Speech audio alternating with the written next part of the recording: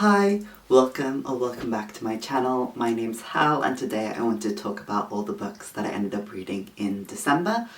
I ended up reading 9 books in December. This was because I went a little bit insane. I went off a little bit of like my normal routine. At the beginning of the month, spent a week in Morpeth with some friends and I decided I was just going to read however much I wanted to read kind of in those days. So I was reading like 180 pages of the Goldfinch a day, and then after that I did go into Heated Rivalry in the long game, and because those were making me feel insane, I was reading like 100 pages a day, so that really helped. I know that I've read other like 9 books in a month, but one of those wasn't like 800 pages, so like there's a vibe to what happened this month. In terms of like stats, I read 4 books physically, 2 ebooks and 3 audiobooks, and in terms of kind of the breakdown, those were 4 books that I owned, 2 books from my library and like physical library, and 3 books via Libby. The first book that I ended up finishing this month was Hemlock Silver by T. Kingfisher. This is another one of like T. Kingfisher's like fairy tale retellings where she makes things a little bit like darker, a little bit more horror, especially in like my opinion of this one. So like another one of this vibe that I read was Nephilim Bone kind of earlier this year. We're doing Snow White.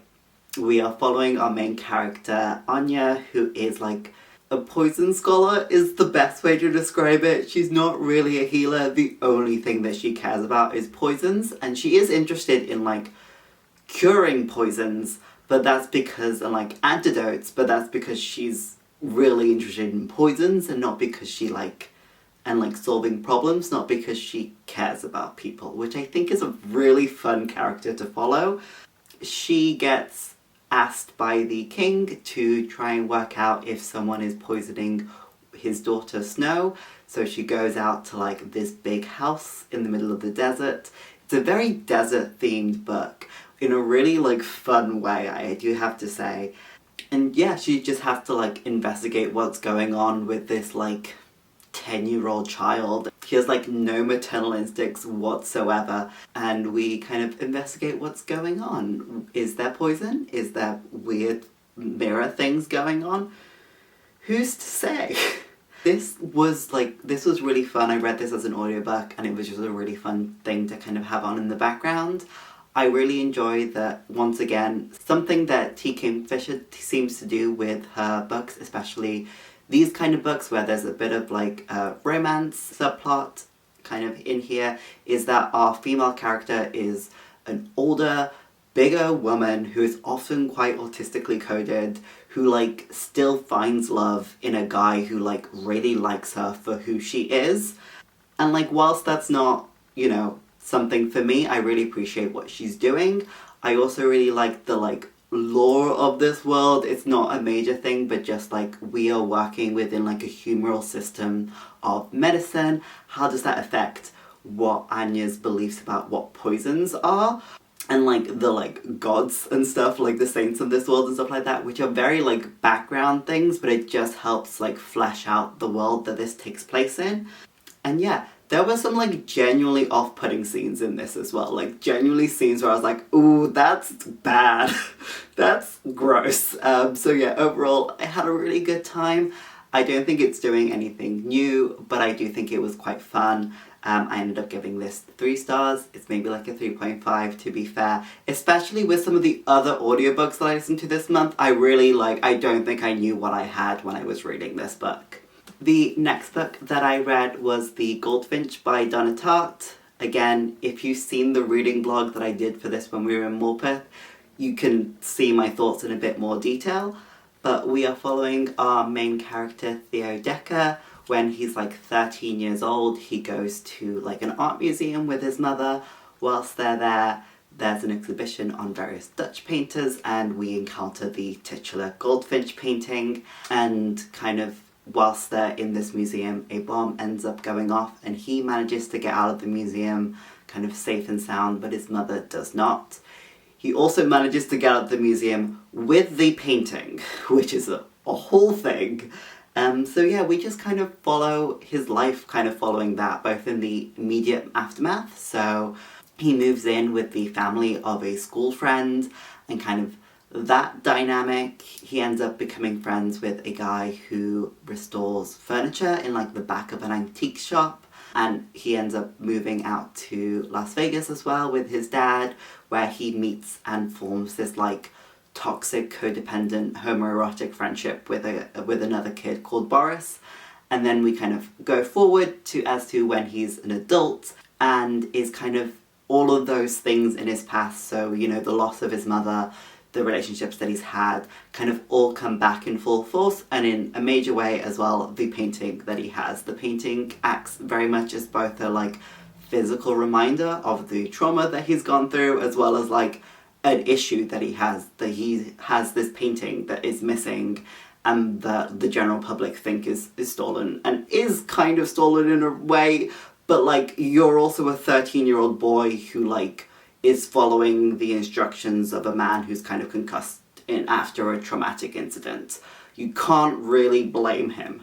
I really love Donna Tartt's writing style. I really enjoyed this book. I think she does such a good job in like very quickly placing you within character and time and space. And I think that's really obvious in this book as well. Long book, it's chunky. And yet I felt like the pace was handled really well.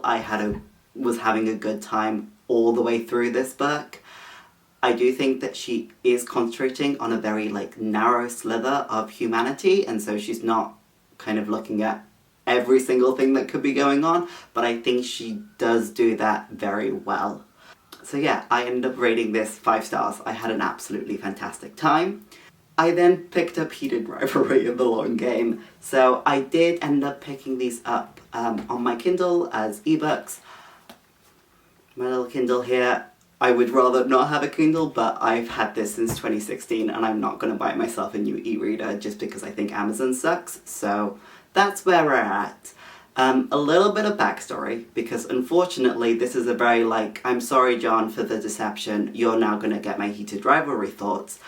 I first, I think, found out about this book like almost 2 years ago. I basically remember somehow finding out this book, reading the blurb on like Libby and hitting the like notify me if available button. And the date on the notify me if available button is like, what, April, March 2024? I remember reading the blurb and seeing that it was this rivalry between these two hockey players on opposing teams, and that one of them was called Jane Hollander and one of them was called Ilya Rozanov, and like in my brain going, oh, this is like a Russia-America rivalry. And as someone who like has had a long-standing obsession with The Man from U.N.C.L.E., both the 2015 film and the 60s TV show, which in one of those adaptations follows a, you know, contentious relationship between an American and Russian spy, one of which is called Ilya, I went, oh, that sounds interesting.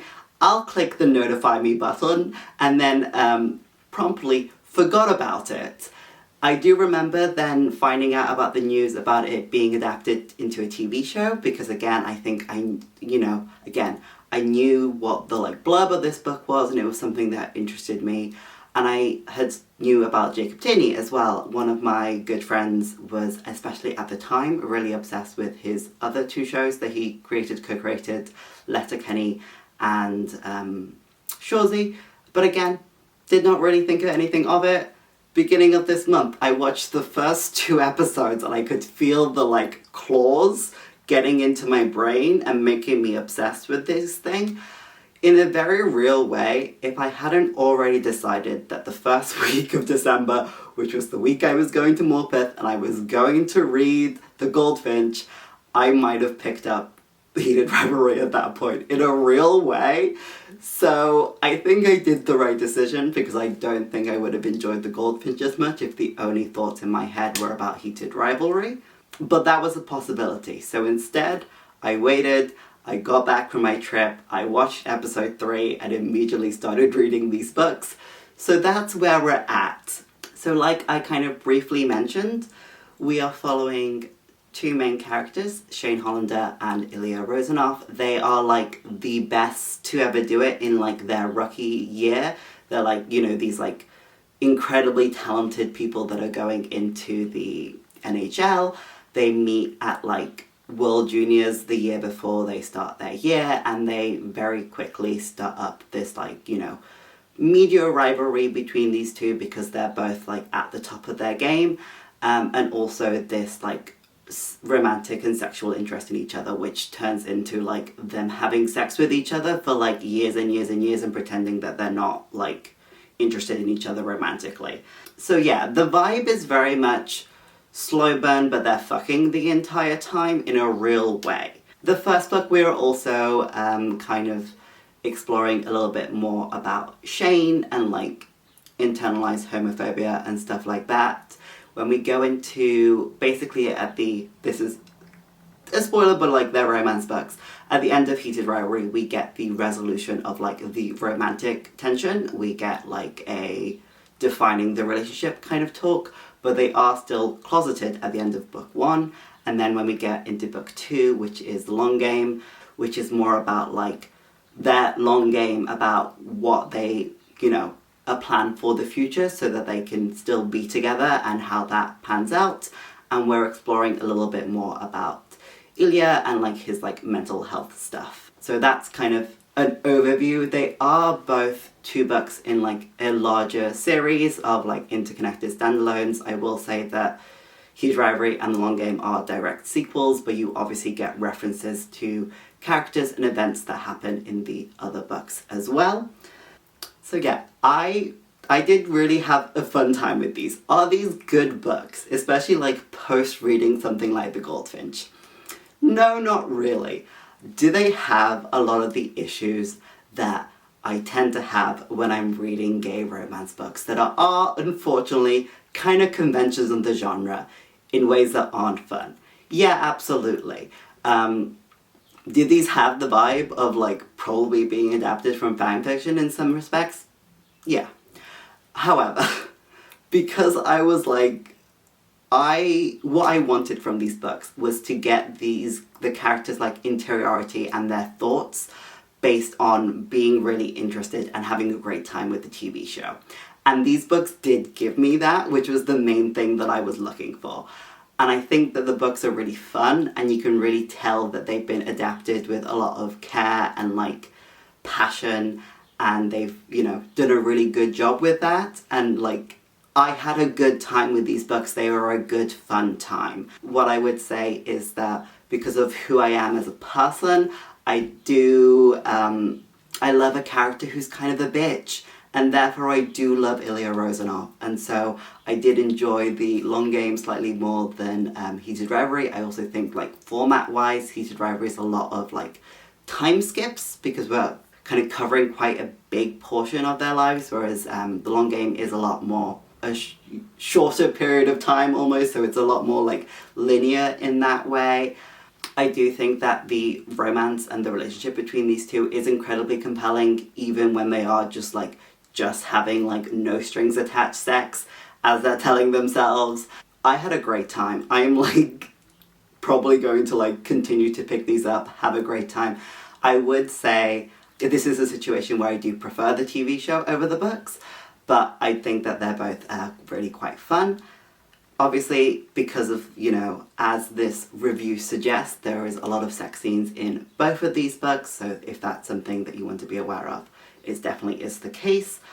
What I would say is I rated Heated Rivalry like 3 stars and The Long Game 4 stars. I would say they're both maybe like 3.5, but like that's kind of where I would be. I did enjoy The Long Game more than Heated Rivalry, and I had a good time with both of those. I'm so sorry that there isn't a specific review for these books, but it does very much feel like a continuation of the story in a real way. I think obviously you do get some resolution at the end of Heated Rivalry, but like, I don't see how you could just stop reading at that point, and a lot of people that I know have just gone from, you know, one straight into the other. I will say as well, obviously in The Long Game there are, as I mentioned, discussions about mental health. There is also quite a lot of like issues around eating and like disordered eating behaviors that aren't really examined, but I think is something to note out for if you are someone who has issues with eating at all. The next book that I ended up picking up was Someone to Build a Nest In by John Wiswell. This is, we start our progression into books that I was kind of excited to pick up that just like did not work for me. This is a fantasy kind of romance book. We're following our main character called Secession, who is a shape-shifting like monster. She like hibernates as like goo in a pond and then builds herself like a body using bones from people that she's eaten, like bricks and stuff lying around, which I think is a really cool concept. We basically follow a year in her life. She gets woken up like earlier than she's meant to and she's hibernating by some monster hunters coming into her house, and that kind of sets things up. She then ends up meeting, series of circumstances. She gets incredibly injured and ends up meeting this human woman called Homily, who is taking care of her wounds, and they form this like friendship, except that she finds out that Homily's family is the monster hunter family that, interrupted her sleep earlier on in this book, and that makes things a little bit more complicated. Why does Homily think that Secession has cursed this family? Kind of what's going on there? Is Homily's family good as well? So yeah, I thought that this was like using some like really interesting ideas. I really liked the weird body stuff that's going on with Secession in a real way. I think that she has a really strong narrative voice and an interesting monologue. It can be a little bit grating because she has a superiority complex, which again is not really addressed in this book. She's very like, humans are the real monster. And like, maybe she does learn a little bit, but like, that voice is still there, and I think the narrative for the audiobook does a good job with that, but that doesn't mean that it's not grating as something to listen to. My two biggest issues with this book is the fact that I felt like the relationship with Secession and Homily, whilst it was really interesting and fun, especially because these are two characters that are not really interested in like a lot of the typical things that would be in a romance, like kissing or like having sex. I do feel like they started, like Secession started referring to her as a girlfriend, like in like, it was a situation where like I missed like a line of dialogue or narration and suddenly they were like together, and I was just like, where has this come from in a real way? I don't feel like it's something that like happened organically enough that even if I, listen to audiobooks, sometimes you do miss like a sentence or something. I should still be able to like feel the relationship progressing even if I miss a line. Similarly, along that route, with this being like not a sexual relationship, I thought, again, I did feel like that was really well done in terms of like what we physically see with this relationship and how these people talk about that, thing to each other. However, I do not believe that Secession, as a shape-shifting weird monster who was orphaned by her family and has grown up on her own on the outskirts of a like medieval fantasy village, would know the word allosexual. I don't think that's real. I don't think that tracks, and that took me out of the story. Like, I think you should be able to describe, her looking at other human relationships and being like, I don't fit into this, without using the word allosexual. Like, that's not a word that a lot of people who aren't ace know about, Anyway, I did enjoy the vibes of this book. It did end up feeling a lot more like, girl, we are getting you out of that situation than like a monster hunting romp, which is what I was expecting, kind of. I don't know what I was expecting from this book, but it wasn't whatever happened. So, yeah. I gave this 2 stars. I thought it was fine. I thought it had some really interesting ideas. I don't think that they were executed to the best that they could have been. But, like, overall, fun to listen to. I think I would have struggled a bit more if it was the physical book, but I forgive a lot more things in audiobooks than I do in physical books in a real way. The next book that I picked up was Warrior Princess Assassin by Brigid Kemmerer. This is a fantasy romance book. We're following three characters who are the titular warrior, princess, and assassin. Our princess character is like Princess Majoriana. She's called Jory for like all of this book because that's an insane name. She's like the second child to a dying king who has the ability to control the weather, but they don't have a very good military presence, and there's like 3 kingdoms in this world. So they have this kingdom which like they're doing great crops wise and like control of weather. There's another kingdom that's really strong militarily. They have like fire magic, but they're not doing very good in terms of like crops and like feeding the people. And then there's another culture that we don't really know anything about apart from the fact that they are wanting to like, they're quite militaristic and wanting to invade these other 2 countries. So her older brother and her dad are trying to set up an arranged marriage between her and the warrior kind of king of the Fire Nation to form an alliance where they get more military power and the like other nation with the fire get the like elemental magic, the weather control, so that they can feed their people kind of thing.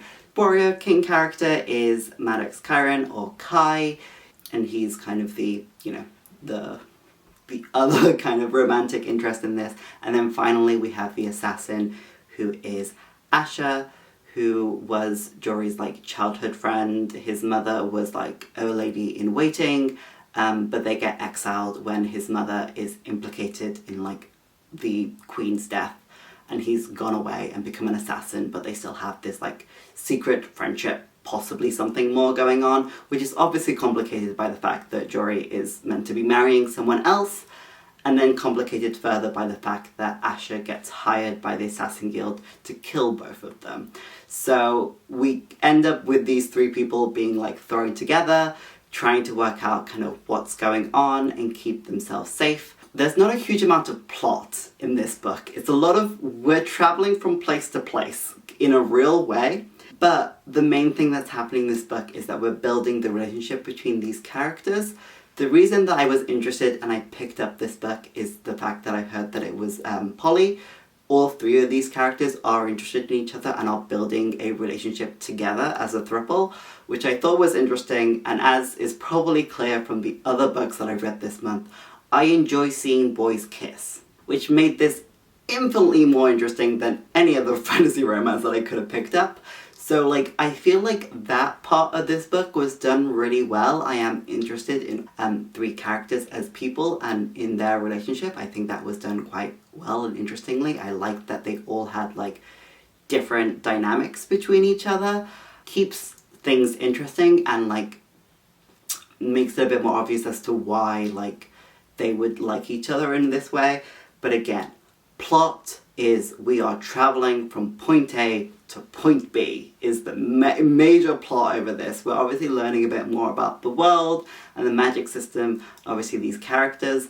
So I am definitely interested into seeing where this develops and goes on to. There's parts of this that I would like to see explored a little bit further, because at the moment they're not like, there are some issues, but I feel like they're quite minor in that respect.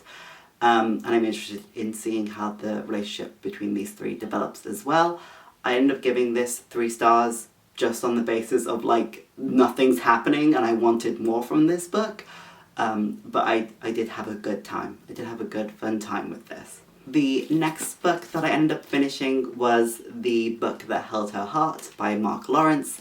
This is the 3rd and final book in his library trilogy, which we start off following our 2 main characters, Livera and Eva, who are both kind of in separate places interacting with this like really big library that has all of these doors and you can go into and like weird magical things going on, and they end up meeting in this like weird portal realm between worlds and kind of forming a relationship and falling in love, and this ends up having like much wider consequences than either of the 2 could have imagined, and we've ended up in this situation where we're having these quite philosophical discussions around like what is a library for, what knowledge gets conserved, what is like truth and what should be conserved versus like do you need to keep records of XYZ when they're not good information or lying and things like that.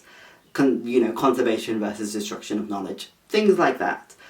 And as well, the other big theme that we're following is like cycles of violence based around cycles of oppression of like various groups. I think they're interesting ideas. Questionable about how all of those things are being discussed and being done, but like interesting ideas. I think there's a lot that we could be doing here. At this point in the story, we're kind of following our characters split into like 3 main groups, and they kind of go on a little adventure.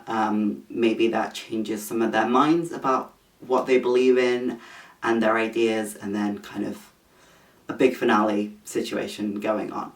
The problem is that with all 3 of these, like the first 2 books in this series, I had like an okay time with them. I thought that they were beautifully written and there was interesting things going on, but like I never really connected with this story or with these characters. I felt like the second book was quite circular, which I think in some ways was like a really good way to do that.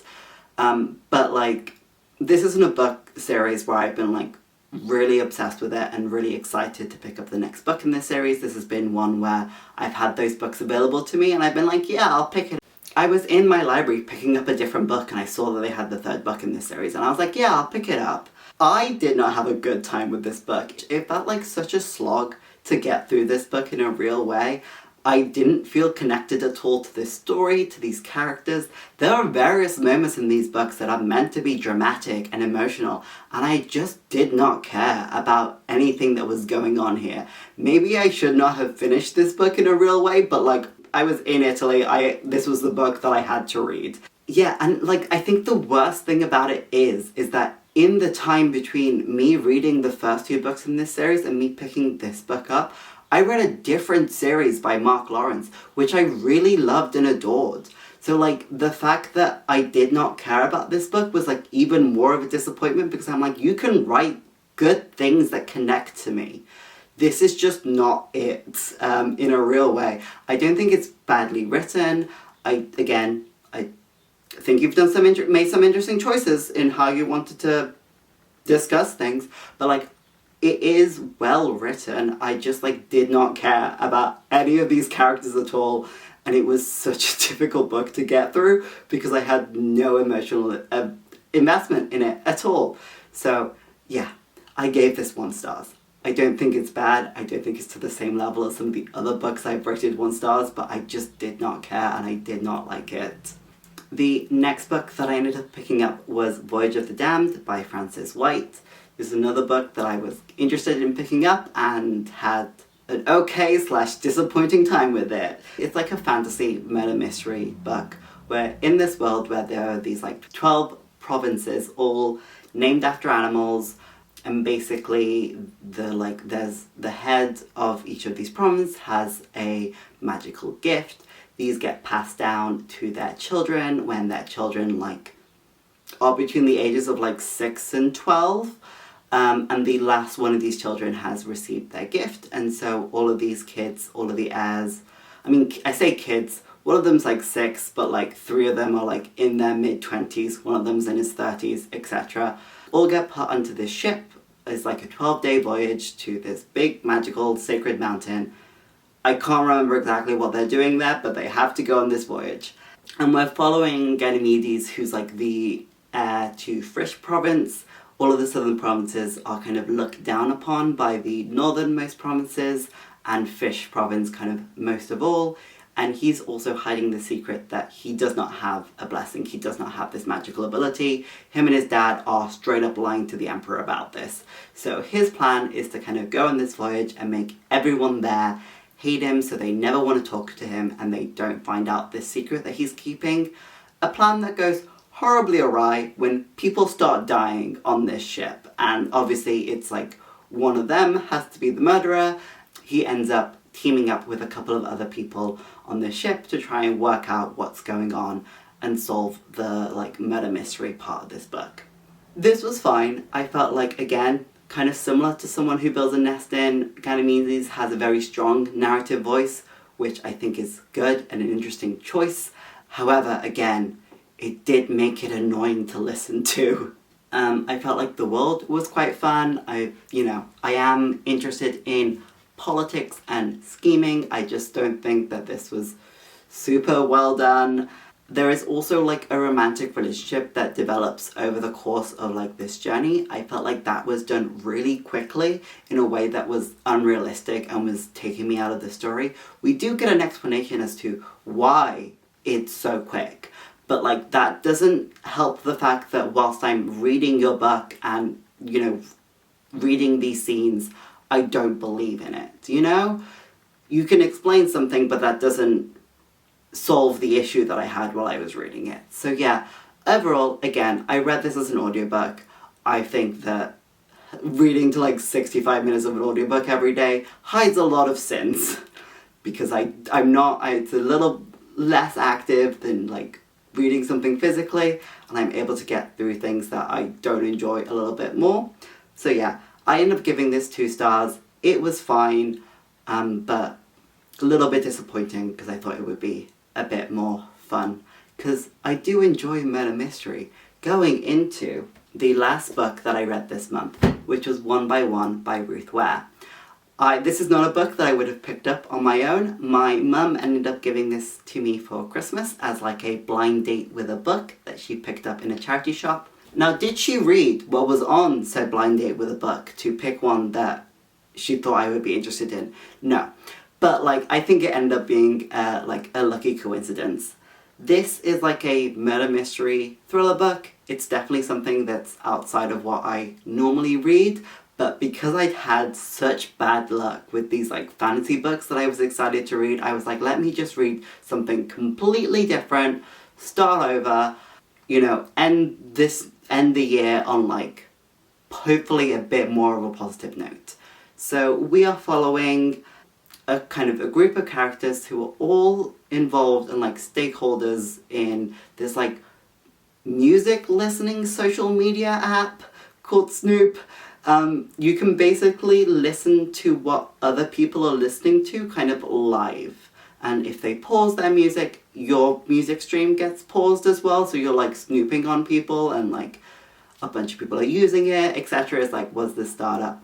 And so the like main founders and people that have like stakeholder rights end up going to this like remote chalet in the Alps of like, you know, one of those like fancy like all-inclusive places for like a skiing holiday, which turns into like a surprise possible buyout negotiation kind of thing. And we're following 2 kind of perspectives: Erin, who is the like guest host associated with this chalet, and Liz, she was previously a PA for this company, for like the founder of this company, and was working with it when it was a startup. In kind of recompense for some actions that she did, she's ended up with like 2% stakeholder rights. She's no longer part of this company, but she's been called in because of this conversation that was happening. A conversation that gets a bit more complicated when one of the like founding members gets lost on one of the ski slopes, and then an avalanche hits the chalet and they're all locked inside and more people start dying as well. This was really fun. This was surprising. Like, I had a good time with this.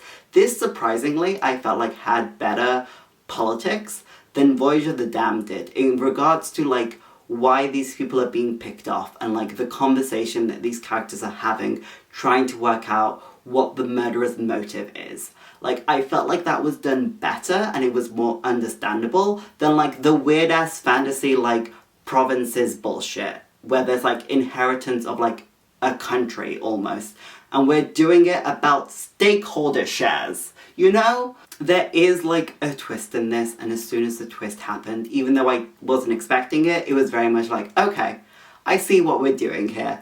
I felt like this was probably a great book to read at the time because it's wintry and like very cold. But yeah, I don't think it's anything fantastic or anything new, but I do enjoy murder mystery, and I did enjoy that this felt like there is a bit which is quite like high octane, like pressure, but like most of this felt a lot more like murder mystery we're trying to work out what's going on. And I had a good time with it. I ended up giving this 3 stars. I think it was really fun. So yeah, that's everything that I read in the month of December. In terms of kind of things that I'm looking forward to reading in the new year, I've started listening to Queen Demon by Martha Wells as my audiobook. And I'm going to be, there's a couple of books that I'm picking up as ebooks in the new year. Icarus and The Pretender, I think, are top of my list at the moment. But yeah, that's everything that I read in the month of December. I hope that you've had a nice month, that you're reading some good books. Bye!